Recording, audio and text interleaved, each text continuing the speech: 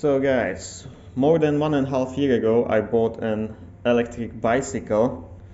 It happens to be Himo Z16. I have never done any review, although I really wanted, so I could probably do something now and give an update. Update after 7,000 kilometers.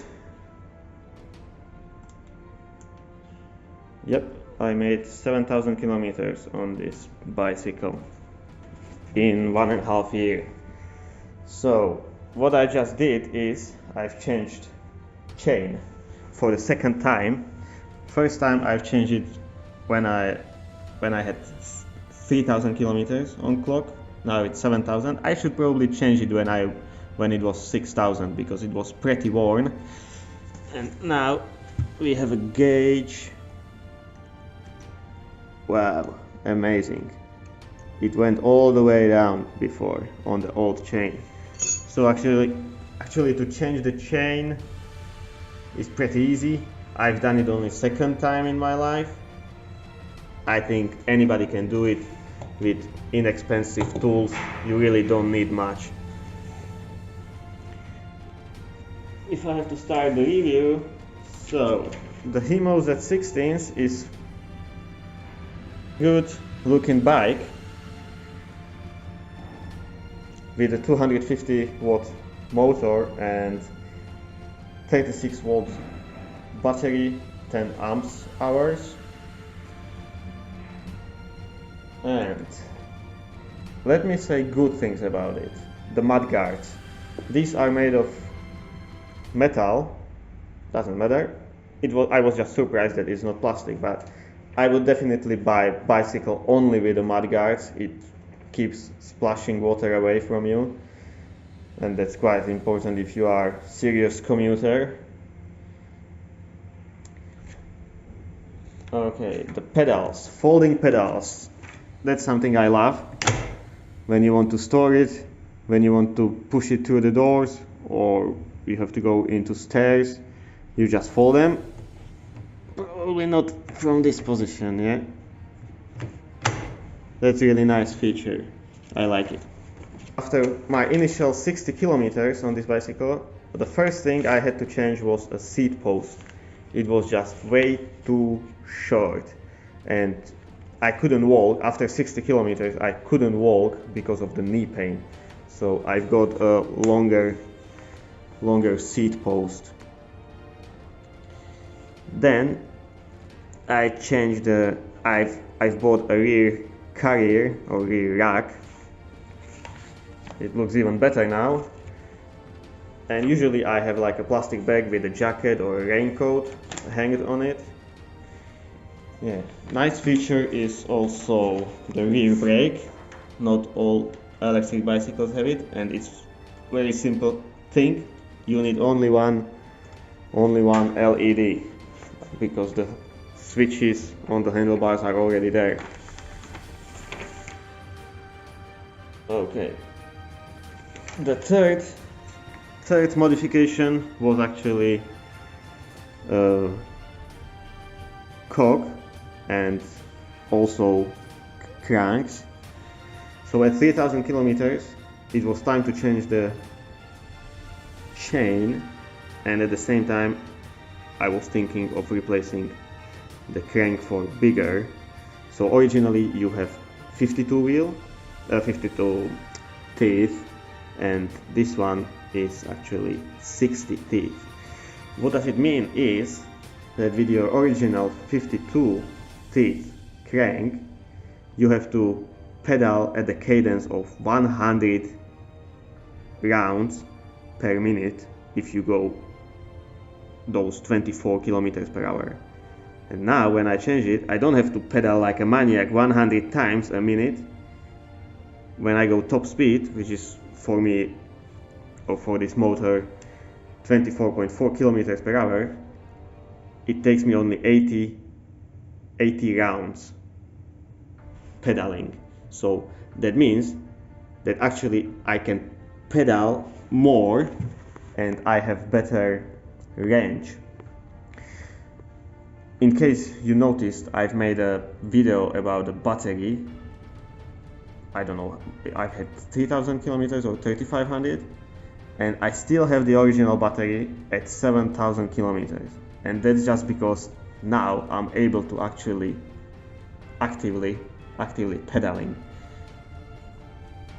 That was with the 52 teeth crank is just a knee destroyer. You are pedaling fast like a maniac, but you are going nowhere. So this was probably most expensive modification, but definitely the best. I'm not sure. The cranks were quite expensive because I kept the length 165, which is shorter. It was probably 120 pounds, all the modification. As you can see, there's some dirt. It's actually road salt, because now in London is below 0 temperatures and they salt the roads.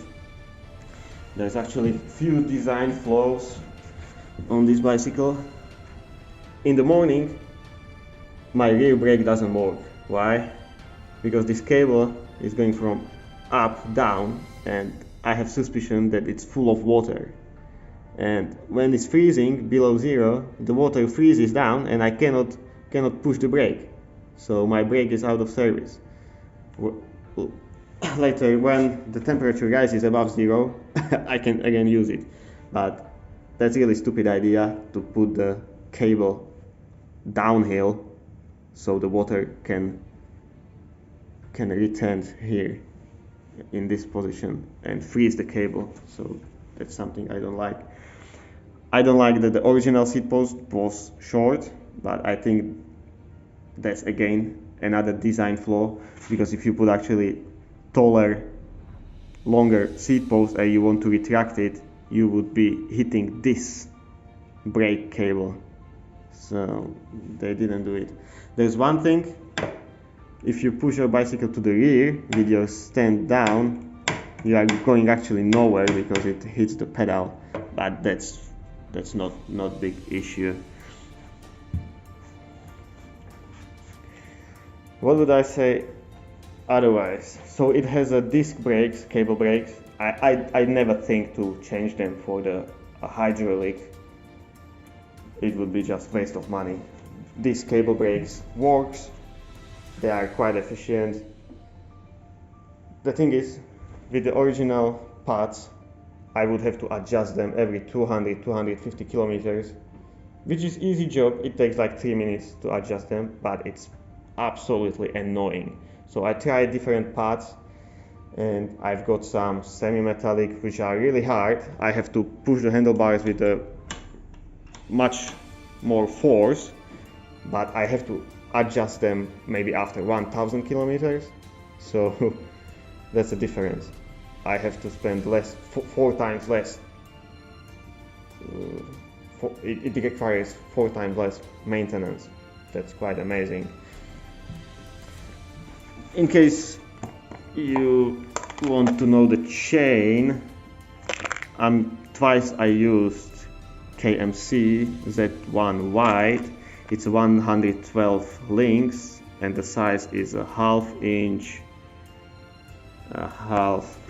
by 1/8 of inch. My camera sucks, so you probably see nothing.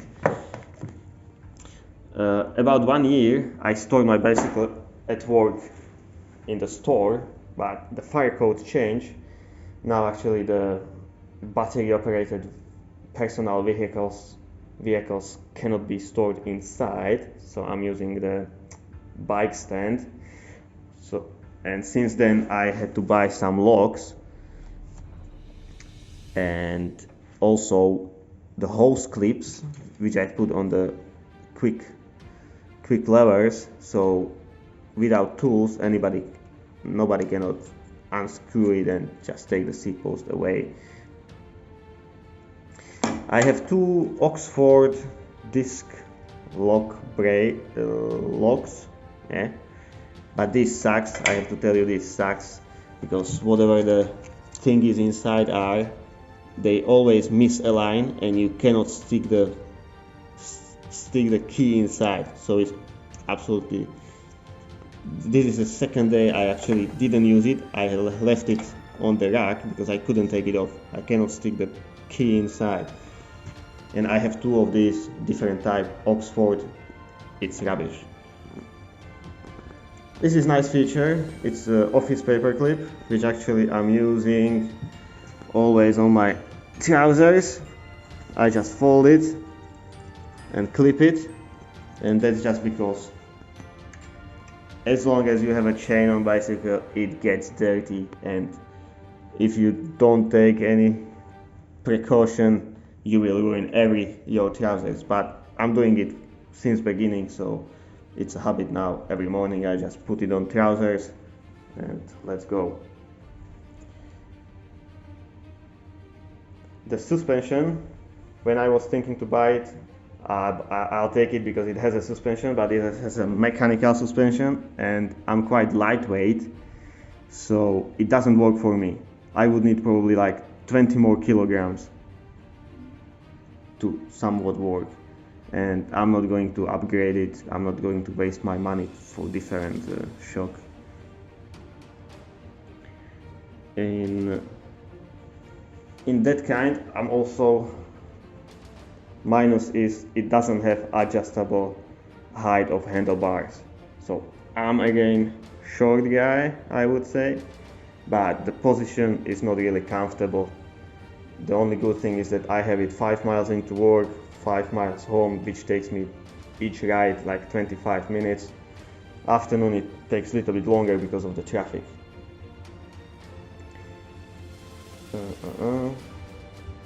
So that was little review.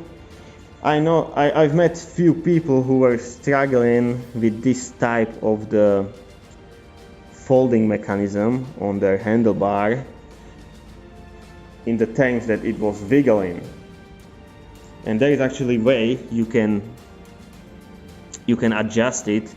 The trouble is, I'm not sure yet, there are two hex screws. If you lose one, you don't have to lose both, but you can figure out which one you need to lose. You can lose it, and then you can move the adjusting bolt. Don't try to move the adjusting bolt without unscrewing one of these screws, because you will damage the bolt. But it can be adjusted, and I did it actually. So as you can see, for the maintenance, it's more important just to keep it clean and oiled. You need very little tools. You can do your maintenance on your own, and in terms of the brake pads, you can figure out which requires less maintenance. There's another thing come to my mind, because it has only single speed, which I would probably definitely go for a bicycle with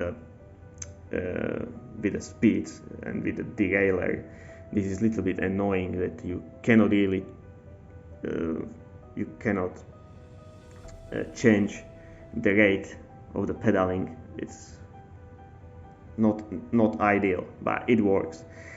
The thing is, if you adjust the chain, sometimes the wheel moves too much, and at the same time you have to bother with adjusting the rear brakes because the position of the piston changes.